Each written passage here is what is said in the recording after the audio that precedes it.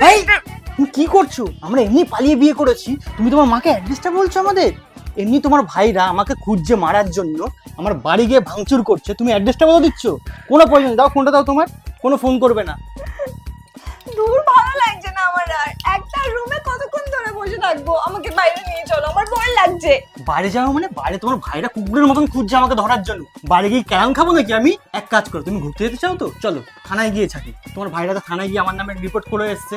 চলো চলো চলো, আরে থানায় গিয়ে তুমি- থাকবো, চলো। তুমি ওই পরিবারের মেয়েকে নিয়ে পালিয়েছো, তো ওরা এইটুকু তো করবে। পালিয়েছি মানে এটা বলো না, তুমি এসছো নিজের ইচ্ছায়, এটা বলো। তুমি এসছো নিজের ইচ্ছায়, আমি আনিনি তোমাকে। আমার পরিবারের পেছনে তুমি পড়ে রয়েছো কেন? হ্যাঁ, তোমার পরিবারের পেছনে? তোমার পরিবার আমার পেছনে লেগেছে আমাকে কেনানোর জন্য। তুমি কি বলছো উল্টা পাল্টা?